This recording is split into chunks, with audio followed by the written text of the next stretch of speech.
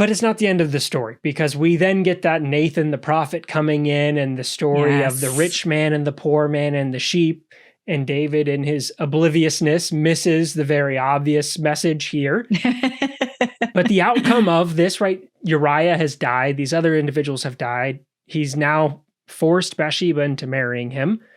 And the consequence is that the child dies, not David. It's one of them, yeah. Mm-hmm. And Bathsheba, her story doesn't end with the death of that child, right? David and Bathsheba are the parents in the narrative of Solomon, who becomes king. And Bathsheba comes back into the narrative at the beginning of 1 Kings, when there is this handoff of power of Nathan and Bathsheba. David's dying.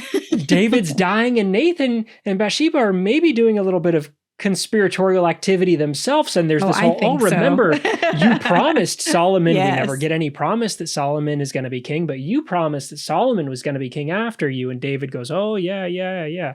And so Bathsheba has remained in the court, and here, after biding some time, is able to get her son onto the throne.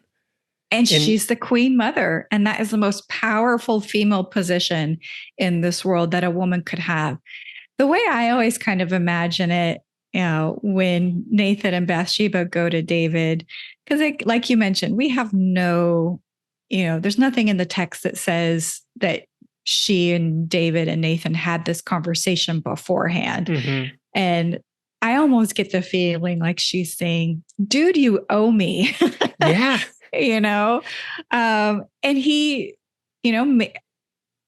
there's so many different ways we could look at this scenario, but ultimately Solomon does become king, and she becomes the queen mother, the most powerful position in that world.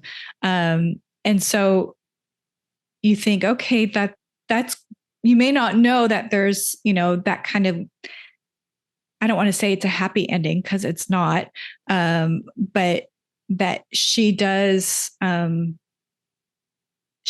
some good things that happen, even though this horrible thing did happen to her. It is one of those, as you said, if you keep reading, she stays and she continues through this, which is unique for a female character in a lot of these narratives that are often introduced for a moment, because something is typically going to happen to them, and then they're removed from the narrative when we continue on. So her reappearance here later, and her engagement in political maneuverings to get her son onto the throne, there's a contested succession here, and she's able to succeed. And then Solomon takes the throne and does what people ascending the throne do, and he kills a ton of people. And maybe David told him to kill these people. It's again a very Godfather-esque. Yeah, nice and clean story there, but that within Solomon's Michael. All of this gets tied back together to chapter 11 and this moment of David and Bathsheba, and is not as neat and as nice or enjoyable in any way as it often gets portrayed, but is all there in the text if we just take the time to read it.